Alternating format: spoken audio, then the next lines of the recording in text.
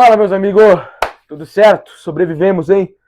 Jesus, sobrevivemos? É a pergunta que se faz, né? E, cara, antes de tudo, deixar muito claro uma coisa que tem que ser dito aqui.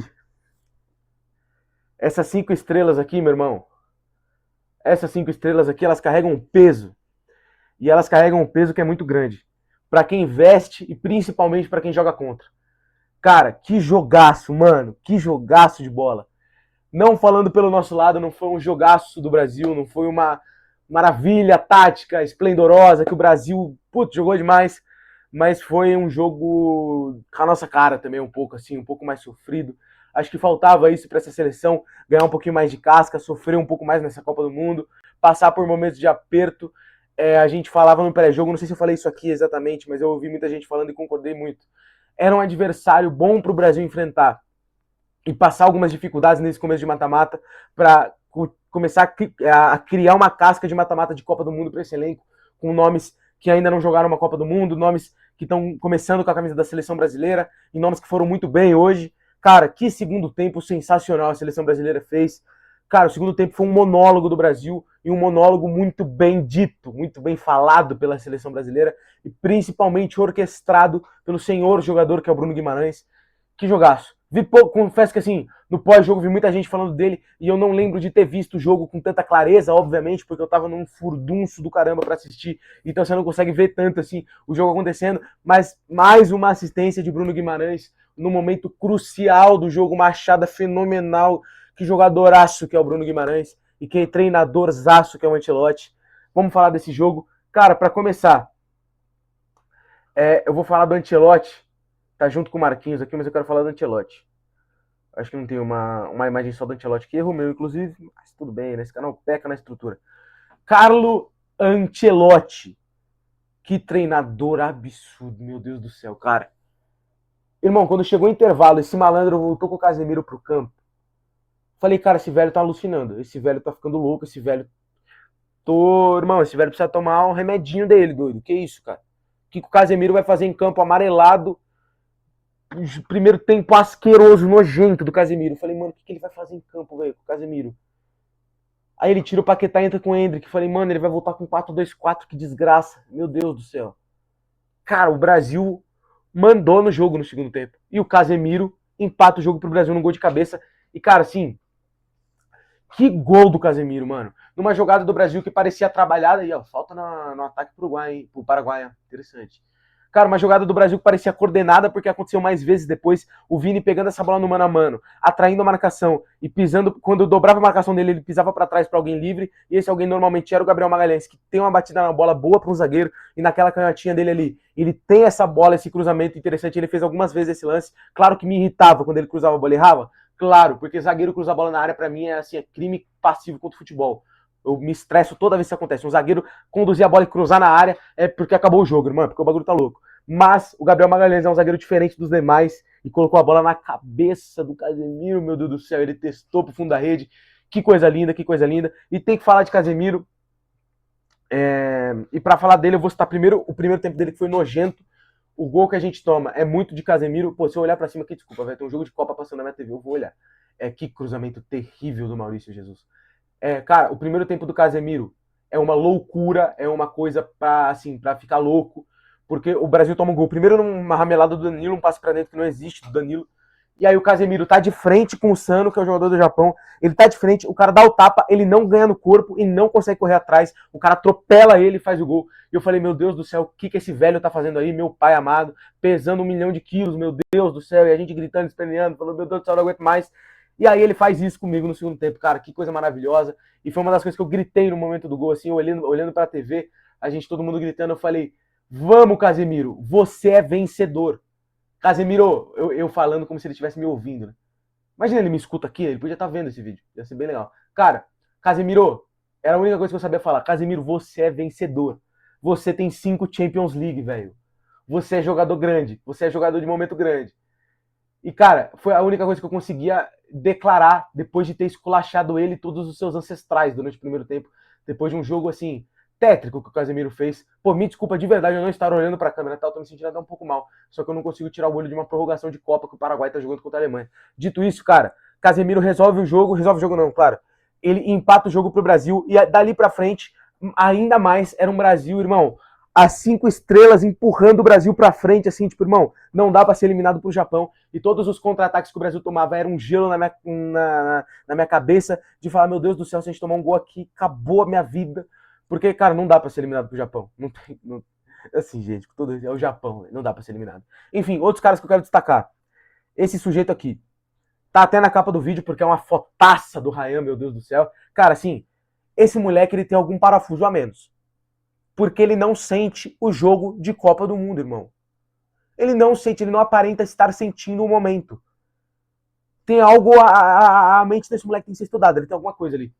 Cara, o tanto de bola boa que ele cruzou no segundo tempo, o tanto de jogada interessante que ele fez, trazendo da esquerda, da direita para dentro, o tanto de coisa que ele criou, de momentos que ele criou para a seleção brasileira, de chances, de oportunidades, arrumando bola para o Danilo cruzar, a mesma coisa que o Vini fazia de um lado, ele fazia do outro. Ele atraía a marcação, o Danilo sobrava sozinho, o Danilo cruzando bem, inclusive usei até o termo cachorro de rua pro Danilo, porque ele estava cruzando muito e fez bons cruzamentos. E, cara, assim, um jogo bom do Ryan no segundo tempo. Acho que o primeiro tempo pouco participativo, é verdade. Um primeiro tempo que faltou ele ter mais protagonismo. E acho que tá faltando um pouco disso dele nos jogos. De ter mais a bola, de finalizar mais a gol. É uma coisa que eu sinto muito falta. Porque esse moleque tem... Meu Deus do céu. Esse moleque tem uma força no chute que é uma coisa de maluco. E tanto que tem uma falta que ele bate direto pro gol. E que é um lance de perigo absurdo, porque ele tem um desvio no meio do caminho. E parecia promissor, porque ele bate muito bem na bola e muito forte. Enfim, sinto falta do Ryan pisando mais na área, pisando mais na entrada da área e tendo mais chances de fazer gol por ali. Porque ele é um jogadoraço de futebol. E a gente que viu ele jogando aqui no Brasil pelo Vasco e vê ele jogando na Premier League, sabe o jogador que ele é, possivelmente vai sair do Bournemouth o mais rápido possível para um time gigantesco, porque ele é um jogadorzaço de futebol. Outro lance que eu quero comentar, isso aqui, meu irmão, cara, até o segundo gol do Brasil sair, o gol do Martinelli, esse lance, ele não parava de martelar a minha mente infinitamente. Cara, o gol que o Vinícius ia fazer, irmão, e eu vi muita gente falando isso nas redes sociais, era pra ser assim, top 3 gols mais bonitos da história das Copas. Tipo assim, é uma loucura o gol que ele ia fazer. Coisa assim, irmão, sem precedentes o gol que o Vinícius ia fazer. Ele domina a bola dando uma caneta, arrasta, dribla o primeiro, vem, para um 3 na frente dele na entrada da área. Ele faz o movimento pra lá, cara, é uma dança, é um balé que o Vinícius fez. Ele balança para um lado, quando o marcador vem, ele bum, balança pro outro, tira a marcação e finaliza bem demais. E o goleiro dos caras dá um, mano, trisca na bola. E a bola não entra, bate na trave.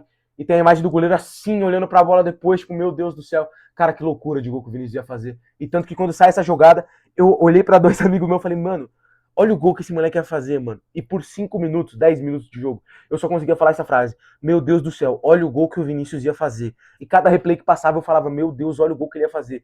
Tipo assim, era um lance e de um jogo que não foi absurdo do Vini. O Vini não fez um jogaço hoje, mas ele fez um excelente jogo. Mas não fez um jogo absurdo, fenomenal. Mas era um gol de assim, nível aquele gol do Neymar contra a Croácia, que parece que o Neymar olha pros outros em volta e fala assim, sai todo mundo que agora eu vou resolver o jogo. O Vinícius fez isso. Ele pegou a bola, falou assim, agora é o meu momento, eu vou decidir a partida aqui. Essa é a hora que eu resolvi que eu vou definir a partida, irmão. É meu momento. Eu sou camisa 7 do Real Madrid, meu nome é Vinícius Júnior, eu sou um dos artilheiros da Copa do Mundo com 4 gols, eu vou deitar em todo mundo agora. Domina dando caneta, dribla 1, dribla 2, passa por 3 e finaliza e quase sai o gol do Brasil. Cara, que tristeza que essa bola não entrou. Outro nome a se destacar. Antes de eu falar dos outros, eu vou falar de Martinelli. Tem mais um último nome que eu quero destacar, porque é uma Copa absurda que esse sujeito tá fazendo. Além de Douglas Santos, inclusive, que não tá aí entre as imagens, mas o Douglas Santos fez mais um bom jogo. Martinelli do céu, irmão. Martinelli do céu, irmão. Se você ouvisse o tanto de vezes que eu questionei a sua entrada em campo, Martinelli. Martinelli do céu. Cara, quando o Martinelli apareceu na tela pra entrar, de costas, e eu vi o Martinelli indo pro campo, eu olhava pro lado e falei, meu Deus, o que ele tá fazendo com o Martinelli? O que ele quer com o Martinelli? Por que ele quer o Martinelli nesse jogo? E aí a gente conversando ali, eu falei, cara, ele quer o Martinelli pra correr pra trás, pra correr pros outros, pra brigar uma bola, uma pressão pós-perda, porque ele tem entrado nessa função quase que de meio campo. Então, um Brasil que tenta pressionar e atacar rápido. Ele é esse cara de, mano, muita entrega física e muito vigor físico, porque fisicamente é um avião, o Martinelli é um fenômeno. Mas, cara, assim, o tanto de vezes que eu me perguntei o que o Martinelli tá fazendo ali era uma loucura. E quando ele decide o jogo, eu fiquei sem acreditar. Eu falei, caraca, olha o Martinelli, mano. E assim, palmas para 2 pessoas. Pro Martinelli primeiro, porque assim, Não é fácil você, obviamente, decidir um jogo de Copa do Mundo, mas principalmente o quão questionado esse moleque é e tá jogando no mais alto nível de futebol do mundo e não é considerado nesse nível de futebol, ele não é colocado como jogador de elite do futebol mundial, coisa que ele é. Ele é jogador finalista de Champions, ele é jogador da Premier League, ele é um jogadoraço, ele é um cara que entrou na final da Champions durante o jogo, bateu o pênalti, fez o pênalti dele, chamou a responsabilidade, hoje ele chamou de novo. E, cara, para além disso, o quão difícil deve ser você jogar fora do país, você ser tão considerado pro Arteta, que é um dos melhores treinadores do mundo, pro time do Arsenal, que é um dos melhores times do mundo, finalista da Champions, você ser um dos caras que tá ali vestindo a camisa, tá lá todo jogo, tendo alta minutagem, e a torcida do seu país não te considerar um grande jogador, isso deve doer nesse maluco de uma maneira muito forte. Nele, no Matheus Cunha, nesses caras que não tem tanta presença com o torcedor brasileiro, o próprio Rafinha que falou disso. Eu acho que o Martinelli é um dos caras que mais deve sofrer com isso, morando fora do país ainda, que é difícil pra caramba. E, cara, pra além disso, palmas pro senhor Carlo Ancelotti, que, cara, manteve o Casemiro fez o gol, colocou o Martinelli fez o gol, e é por esses momentos que a gente trouxe esse maluco, é por esses momentos que ele tá aí. Pra estrela dele que brilha, pro jogos que ele resolve da beira do campo, porque é um absurdo de treinador, e se a gente ganhar essa Copa da maneira que o Real Madrid ganhava as Champions, eu não sei se eu chego até o final, a verdade é essa. Que canetaça do Galarza, meu Jesus. O Musiala quase matou ele. Enfim, a gente trouxe esse malandro pra beira do campo pra ficar mascando chiclete pra resolver jogos dessa maneira.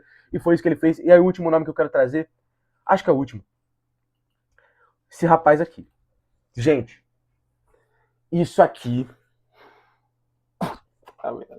Cara, que meio-campista absurdo é o senhor, o Sir Bruno Guimarães. Cara, assim, eu já falei muito sobre isso aqui, e já falei no Instagram também, o torcedor brasileiro, como ele costuma subestimar seus próprios jogadores, a nível de... A gente subestima não eles exatamente, eles também, mas o nível de futebol que eles jogam. Cara, o Bruno Guimarães joga um nível de futebol assustador toda temporada, toda semana. Todo sábado de Premier League ele tá lá, jogando pra caramba. E como não é todo brasileiro que acompanha, e tá justíssimo, o brasileiro não tem obrigação de ver o Bruno Guimarães todo dia, jogando no Newcastle, não tem essa obrigação, mas ele é um jogador de futebol absurdo, e hoje ele dá mais uma assistência, a quarta assistência dele, em 4 jogos de Copa do Mundo, cara, que é um absurdo. Ele recebe a bola no meio de um furacão que estava acontecendo, faltando 30 segundos para o jogo acabar, ele recebe a bola e tem a calma e a elegância de dominar, virar o corpo, olhar o Martinelli sozinho. Cara, se é qualquer jogador, tinha soltado o pé para dentro do gol e nem pensava. Mano, chuta de qualquer jeito, fecha o olho e senta o dedo.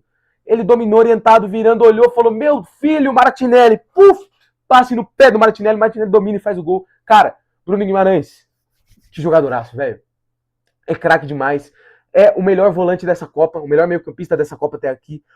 O líder em assistências da Copa do Mundo. Chama-se Bruno Guimarães, porque joga demais. Meu Deus do céu, que jogador. E é isso, família. Não tivemos Neymar hoje, né? Não tivemos Neymar entrando em campo. E foi perguntado ao Ancelotti, inclusive, né, na beira do campo, na saída, e ele falou, cara, tava segurando ele pra prorrogação, tava segurando ele pros últimos 30 ou talvez 15 de prorrogação ali. E eu achei justo até. Eu tava esperando durante o jogo que ele entrasse, mas aí quando eu lembrei que tinha uma prorrogação e que ele ganhava uma substituição a mais, eu falei, mano, ele vai segurar o Ney até o final e vai ver o que acontece, porque é o melhor batedor de pênalti do planeta, se não me engano, né? Assim, um dos, se não o melhor. Pra mim é o melhor. O jeito que esse maluco bate pênalti é um absurdo. E acho que o primeiro e segundo tempo de prorrogação iriam continuar da mesma maneira que o segundo tempo do Brasil se apresentou, que era um monólogo, que era um Brasil dominante, que era um Brasil que precisava de um passe diferente, que precisava de uma finalização diferente, e que teve um passe diferente hoje no Bruno Guimarães, mas que o cara poderia ser o Neymar, o cara poderia ser o Neymar, o cara que dava esse passe, que achava essa bola, graças a Deus o Bruno achou, e o Brasil tá classificado. Cara, basicamente é isso. E ao atleta japonês, que não entrou em campo na noite de hoje, na tarde de hoje, que eu nem sei o nome, que falou que o Brasil não é mais o mesmo, irmão, o Brasil vai sempre ser o mesmo.